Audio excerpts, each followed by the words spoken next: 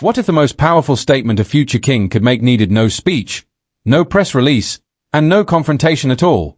What if it was delivered with just one word in a financial ledger? The word nil.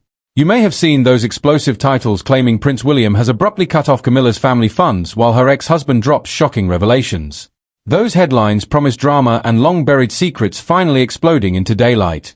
But the real story behind that nil entry in the Duchy of Cornwall accounts is quieter and far more personal than any clickbait title can capture. It is not about revenge served cold. It is about a boy who once had no power watching his world collapse, and the man he became who now holds the power to decide which parts of that past will continue to be funded by the crown. In the summer of 2024, the Duchy published its annual report. Annabel Elliot, Queen Camilla's sister and the interior designer who had worked on Duchy properties for nearly 20 years, was no longer receiving payments. Previous figures had shown tens of thousands of pounds in fees and furniture costs. This year the balance next to her name simply read nil. Palace sources told the Telegraph it was the end of a temporary contract with no reflection on her work. Yet the timing after William inherited the Duchy in 2022 has made people ask what else might be ending. To understand the weight of that silence, we have to remember the 11-year-old prince who read his father's private conversation with a woman who would become queen. We have to remember the 15-year-old who walked behind his mother's coffin while the world watched. What does it mean when that same man now controls one of the monarchy's wealthiest estates and chooses, without fanfare, to close a chapter that began long before he was born? Andrew Parker Bowles has maintained public grace for decades and still appears at events even in 2026. His quiet endurance stands in contrast to William's quiet decisions. But the real question is not what the dramatic titles scream. The real question is what William remembers every time he signs the Duchess accounts. Stay with me as we uncover the real story and the summer of 2024. As the integrated annual report of the Duchy of Cornwall landed on desks and screens across Britain, one detail passed with little initial fanfare yet carried a weight that extended far beyond its bureaucratic phrasing. For the first time in nearly 2 decades, the name of Annabel Elliot, sister of Queen Camilla and a respected interior designer, no longer appeared in the records of payments made by the estate. The entry that had once detailed fees, commissions, and reimbursements for furniture and furnishings now simply recorded that the amount payable stood at nil.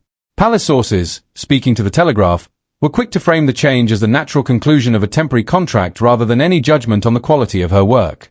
Yet for those who understand the deeper currents running through the royal household, the quiet removal of that name from the ledger spoke of something more deliberate, more personal, and more indicative of the future Prince William intends to shape when he eventually takes the throne.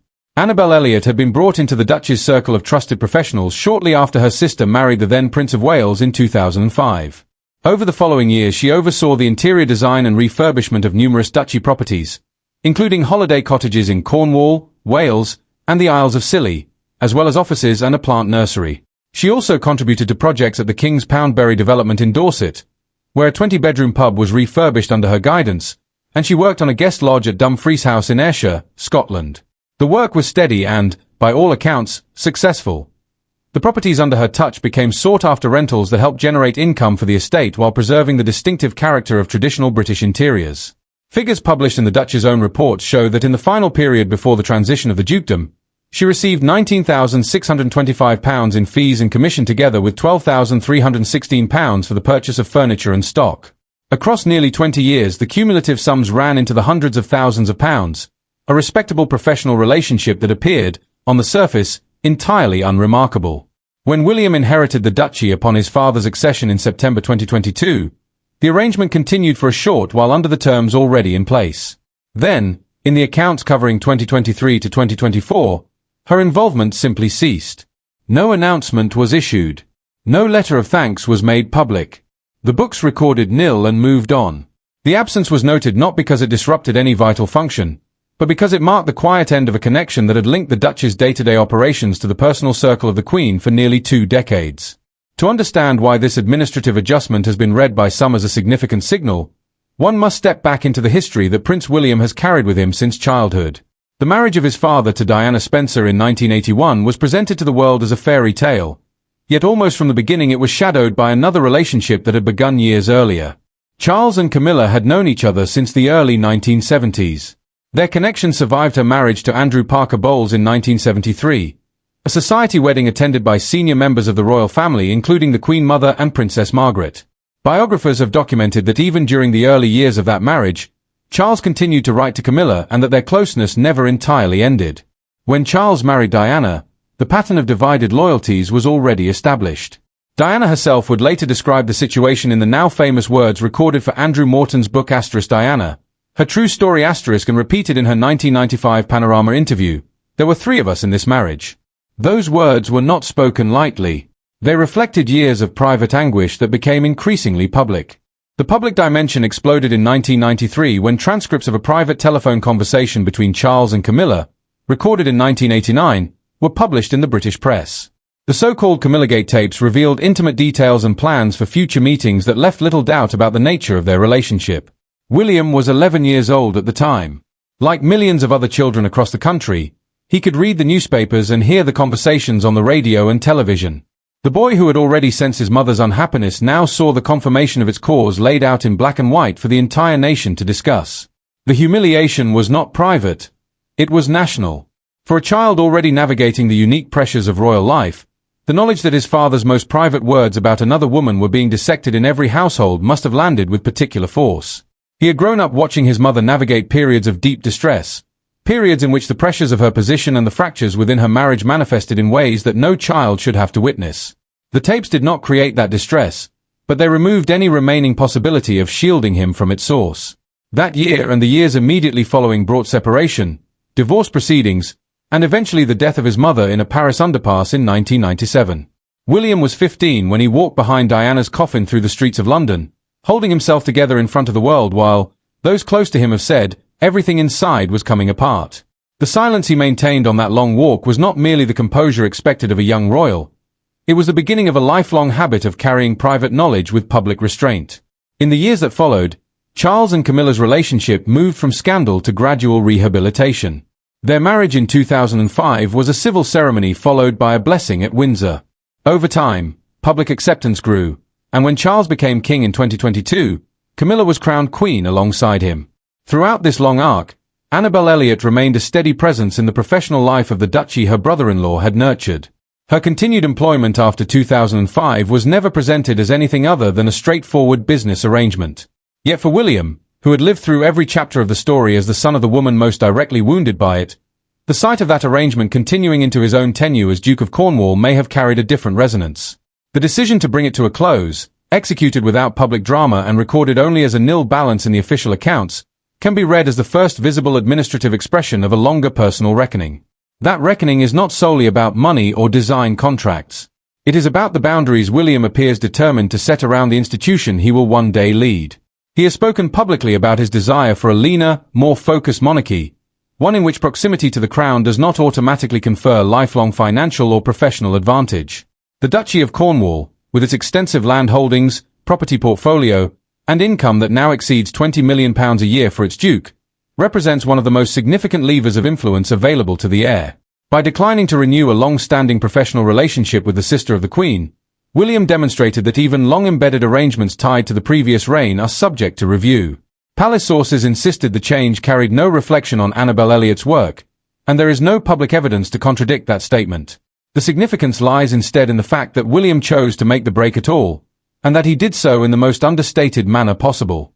The story of Andrew Parker Bowles, the man who was married to Camilla for more than 20 years, provides a contrasting backdrop against which William's decision stands out more sharply.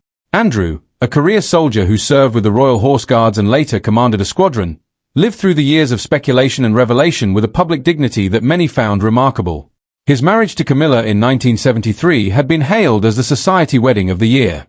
Within a relatively short time, however, the presence of the Prince of Wales in their social and domestic circle became an open secret in certain aristocratic and military sets. Biographers and contemporary accounts have described occasions on which Charles appeared at their home and the evident strain that placed on the marriage. Andrew's own extramarital relationships were also the subject of gossip, some of it centering on women within the same social circle. Yet when the marriage ended in divorce in 1995, the public statement from both parties spoke of having grown apart and of a lasting friendship that would endure. That friendship has indeed continued. In the years since, Andrew Parker Bowles has been photographed at events where Camilla was present, and as recently as May 2026 he was seen at the badminton horse trials where the Queen greeted him cordially during her visit to the Ebony Horse Club. He has not sought to profit from his unique position in this long royal drama. He has not published memoirs filled with sensational detail. His continued, quiet presence in the background of royal life has itself become a form of revelation about the accommodations the previous generation was prepared to make. For William, the son who watched his mother navigate those same accommodations from the inside, the lesson appears to have been different. Where Andrew Parker Bowles chose public civility and private endurance, William has chosen a quieter but unmistakable form of boundary setting. Yet the timing, coming as it does while Charles continues to manage his health challenges and while the question of the eventual transition looms, carries an unmistakable message to those who have long operated in the penumbra of royal favor. The protection once extended by virtue of personal connection to the king's wife is no longer guaranteed under the next reign. William has already demonstrated, through his management of the duchy and through other quiet decisions, that he intends to apply stricter criteria to who benefits from institutional resources and who does not. This shift is not occurring in a vacuum.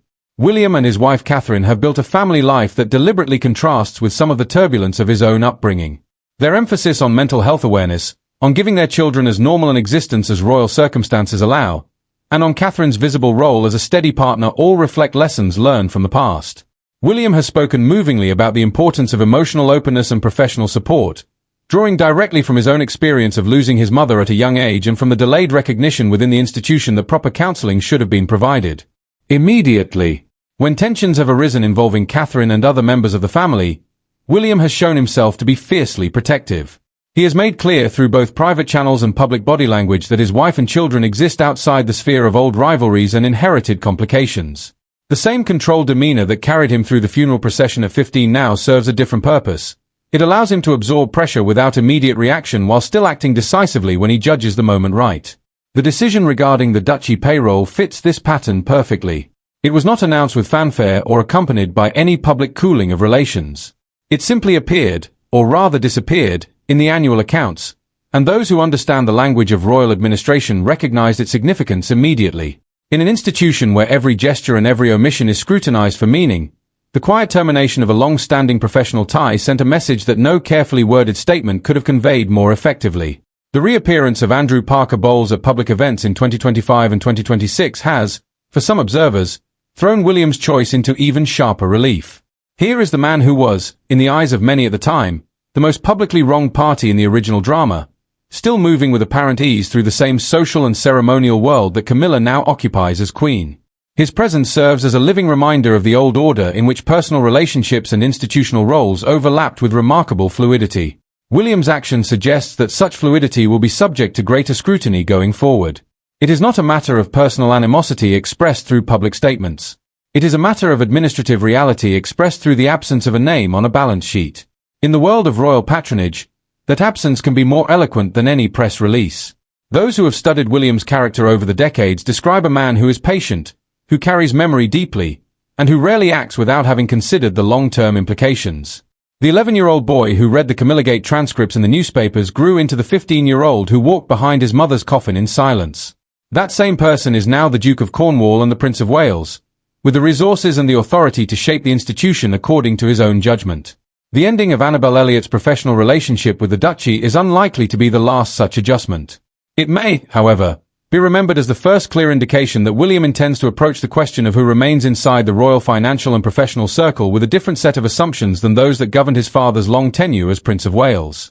The human dimension of this story is easy to overlook amid the ledgers and the palace statements. Annabel Elliot is not a public figure who courts controversy. She is a working designer who happened to be related to the woman who became queen. Her professional services were engaged, delivered, and eventually concluded. Yet the fact that her exit from the Duchess books has attracted attention at all is a measure of how thoroughly the personal and the institutional remain intertwined in the British monarchy. For William, the decision may represent something more than the conclusion of a contract.